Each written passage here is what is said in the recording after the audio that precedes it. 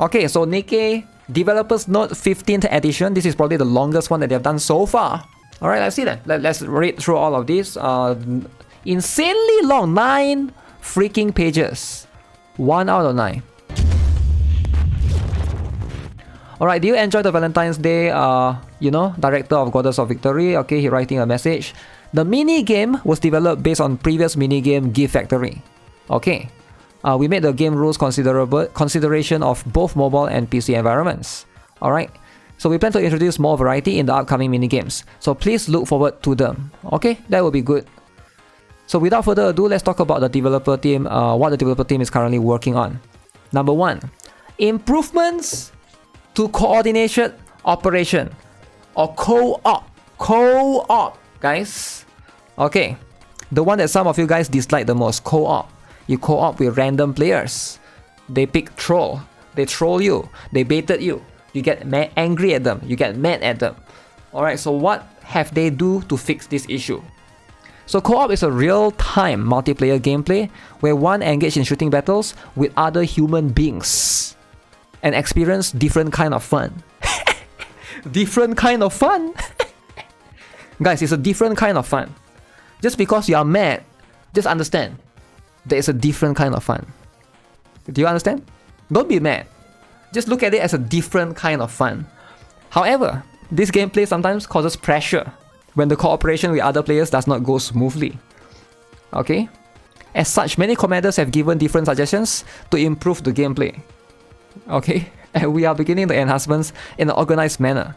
Okay, so how are they improving it? So first of all, we will upgrade the gameplay's burst skill usage voting system. So after the upgrade, a burst skill will be activated upon receiving votes from 3 players.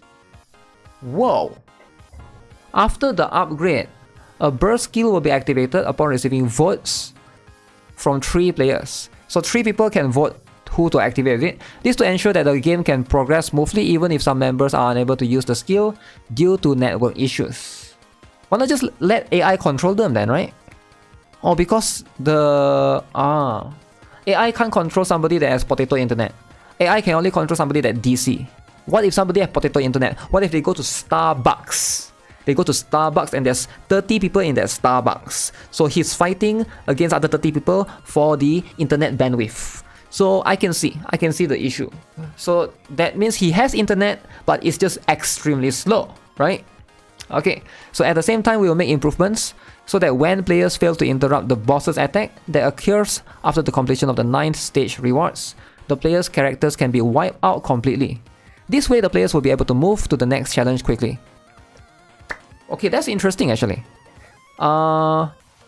After the completion of the 9th stage rewards, if players fail to interrupt the boss attack, everyone will be wiped out completely. So no one will stay behind, no one will be able to survive with like 1 HP or 2 HP left. I think that's pretty good.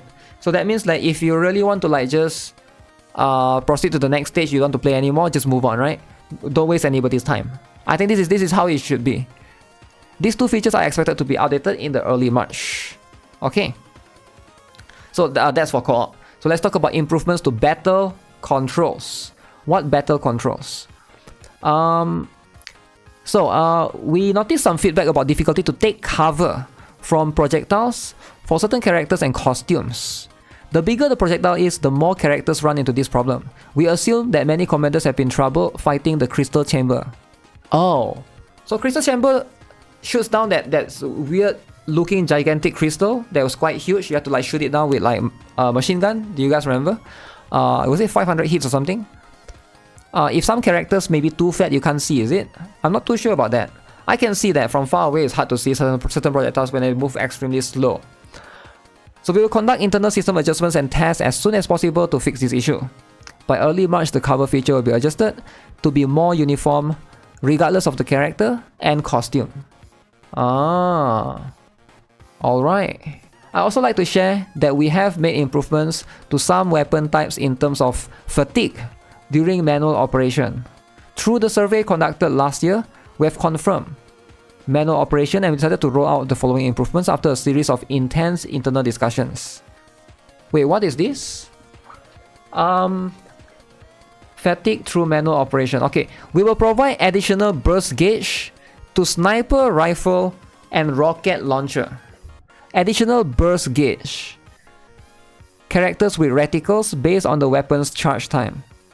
That is very interesting. The additional burst gauge and charge time will increase proportionally, and this will be applicable in both manual and auto. So sniper rifle and rocket launcher are both getting buffed. Literally, they are both getting buffed. So this is going to change up the meta a little bit, I think. A lot of characters, they are sniper rifle and rocket launcher, alright, stay tuned for them. Nihilister, Alice, who else? Rapunzel. Rapunzel is not really a meta character. Yeah, there's a lot of characters actually. Maybe Vesti? Red Hood? Yeah, Red Hood as well. Eh? Please note that this will not apply to the other 4 Nikkes without reticles. This way the character's performance will not be compromised. There will still be a difference between auto battle and manual battle without reticles. So there are 4 Nikkes without reticles. It won't cause a significant gap, minimizing the difference in experience.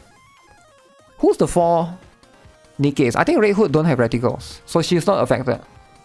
We expect to roll this out in April. So this is going to be something that requires careful decision. The internal discussions are being prolonged. We hope you understand and are sincerely thankful to every commander who gave us your precious opinions. Alright, other stuff. So we have finished developing the feature that gives a notice when the squad is near the lost relics. We mentioned in the previous developer's note, this feature will be introduced in early March. This is so good. Finally, oh my god. Okay, if you guys are not aware, so this one I do like this feature, right? So if you guys play story, I don't know how many of you guys play story, but you try to go to the story, and then you know there's some relics left. For example, this one you can see 12 out of 14. So there's 2 more. Alright, you have to move around the map, slowly have to find. It's going to be somewhere here for sure. I need to like slowly find it. Yeah, so I have 2 more that I need to find these lost relics. It's going to be somewhere in this huge, freaking huge area. You get what I'm saying? But with the update, so now they're going to add it so that when you go near the lost relics, your squad will basically make like a notification or sound. Tell you, hey, there's a relic here. That's kind of cool actually, kind of neat. The quick battle feature in Arena. Under development, quick battle feature in Arena. Contrary to our previous expectations, some delays have occurred. We are aiming to complete the update by the end of March. Wait, quick battle in Arena? This is huge! This is huge, okay. I assume they're talking about this one, right? .gg got the relic map for us. Yeah, sometimes I'm just too lazy to open. I know there's a lot of resources online. I like to do it on my own though. I don't like to go other websites to do stuff, right? But yeah, if you're talking about the PvP, especially the rookie arena, definitely, if there's a way to quick battle this, I'm all for it. There's a way to quick battle. You have to do this every single day, 5 times a day, which can be a little bit, you know, if you can quick battle, then okay, dailies is gonna be way easier. Special arena, sure, I understand, right? Other than that, yeah, that's gonna be very cool.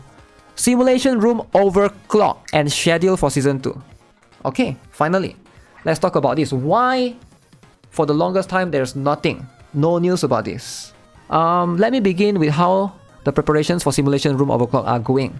Taking into account the feedback from beta season 1 and everyone needs, we will be holding a beta season 2. Okay.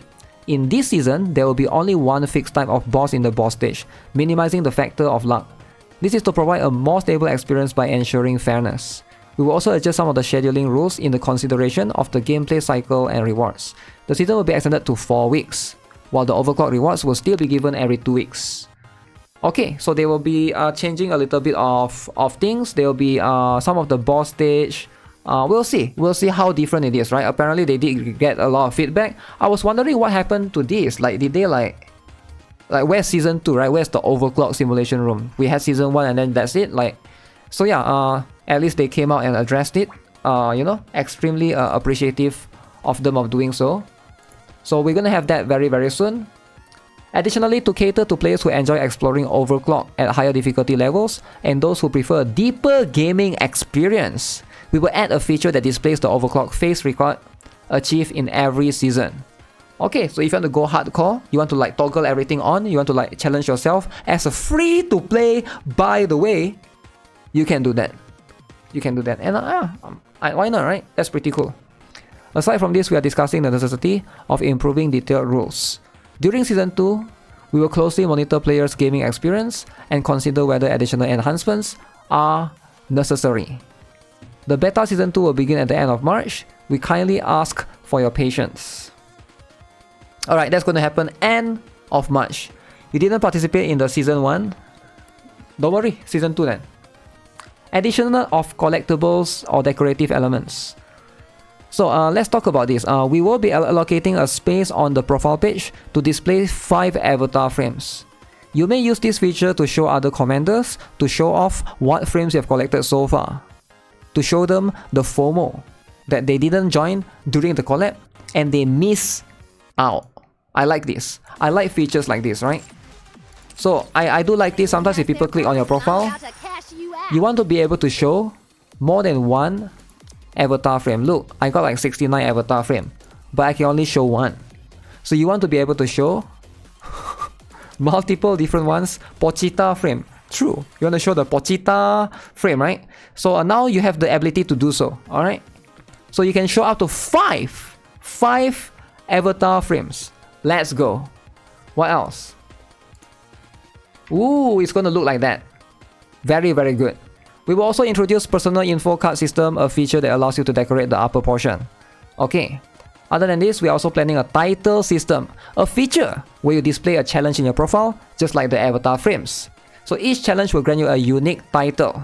But please allow me to clarify beforehand that factors such as attributes are not included in it. The title system features a challenge-based collection that can be obtained through gameplay, okay? So you're gonna have all these abilities to basically show off pretty much, right? Or customize your account, what people can see on your status. Which I think is cool, I get it. But, wait, now that I think of it, Nikke don't have a dormitory system. Huh. Am I right? Does Nikke have a dormitory? I guess you can count the outpost as sort of a dormitory system. Do you guys think they will add that eventually? I don't know, I just thought of it, right? You can customize all of these things, how you look. The base, I guess the base is sort of it. Okay, this is kind of cool, but I don't personally care about these kind of things too much. Yeah, sure, you can show more frames, you can, show how many Nikkes you have. It's whatever, right? Okay, side story update. Side story. The first side story, Second Affection, will be revealed in early April. Okay, Red Ash is coming to Archive as well. So in the early April, you can now experience Red Ash and the original MOG to Archive. Okay, Red Ash is the Red Hood story. If you guys haven't played it, consider, experiencing it in Archive. This is a pretty good story about Red Hood, right? Assessment of equipment acquisition experience. Alright, let's talk about it. This is a very important topic because a lot of people have complained about this. You cannot get gears. Getting gears is hard in Nikke in 2024. By introducing the manufacturer arms system in 2023, we enhanced the experience in obtaining manufacturer equipment. However, due to the limited number of abnormal characters, we plan to conduct an assessment of the equipment acquisition experience this year. Our aim is to confirm whether the imbalance between obtaining and consuming the manufacturer equipment is causing discomfort and whether the level of equipment acquisition is appropriate. So they are trying to... So what are they doing? They didn't really say anything. They're just saying, okay, we noticed that you have this issue, we will look into it. It didn't really say anything. It didn't really say anything, they didn't say any solution, they didn't say what they would do.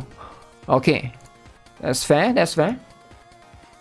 New growth contents coming in March. Uh-oh. Let me introduce a new system, a new growth contents coming in April.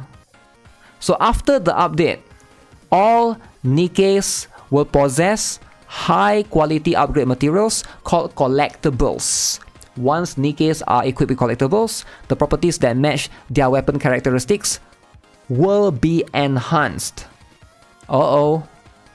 Furthermore, the collectibles of some characters who have undergone 3 limit breaks.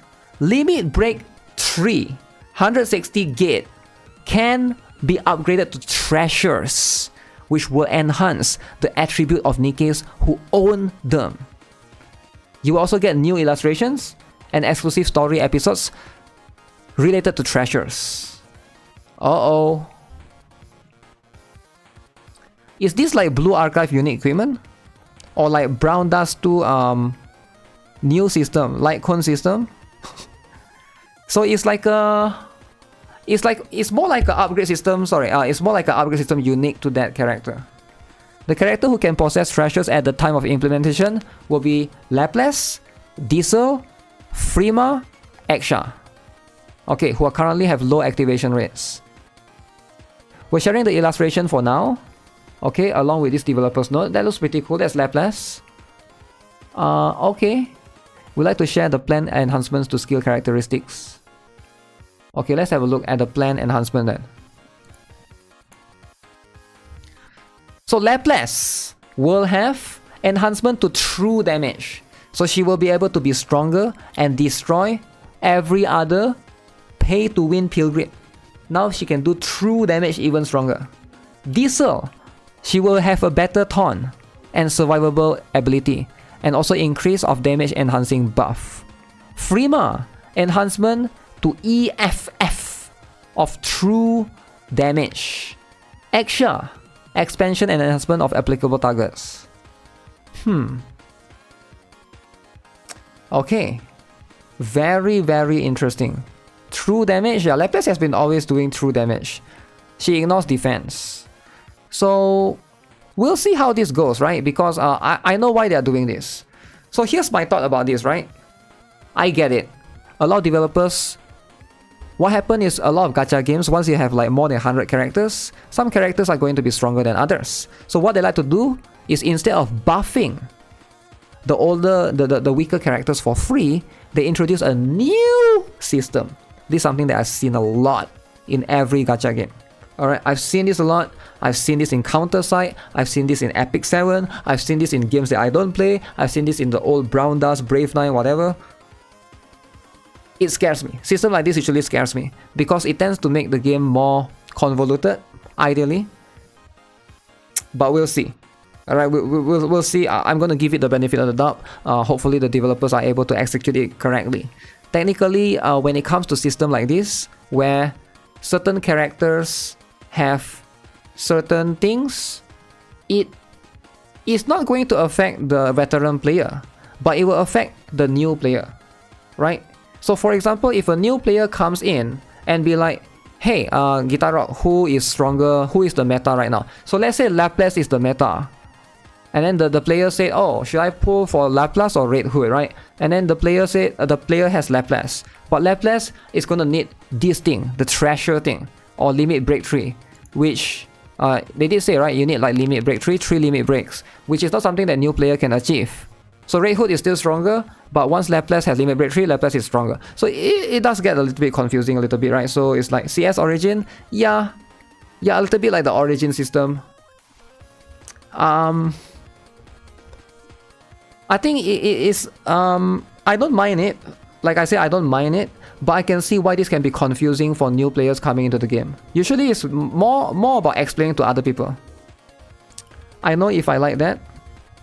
For me, I don't mind it, because I'm a veteran player. I think I won't get affected, but I'm more worried about like new players' experience when they come to the game.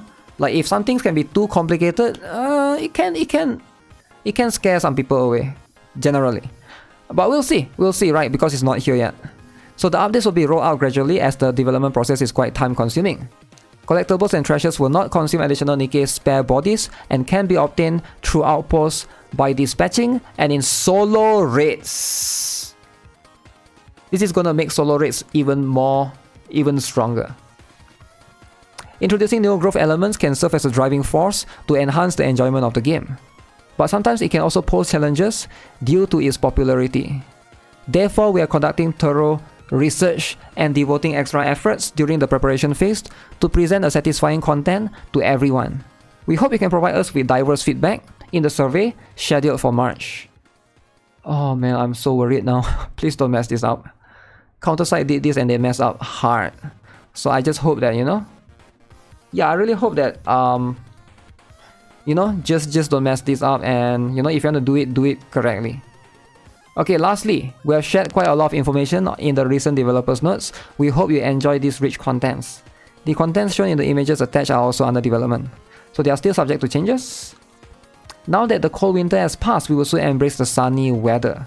We will humbly accept our weaknesses, and our team will work hard together to make an even more enjoyable game.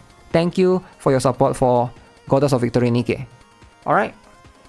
I think the patch notes is pretty good. It did expose some stuff, but we'll have to see the implementation, right?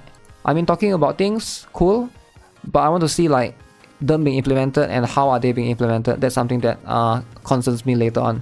But yeah, I like the developers notes overall. Big shout out to the Nikke team for sure.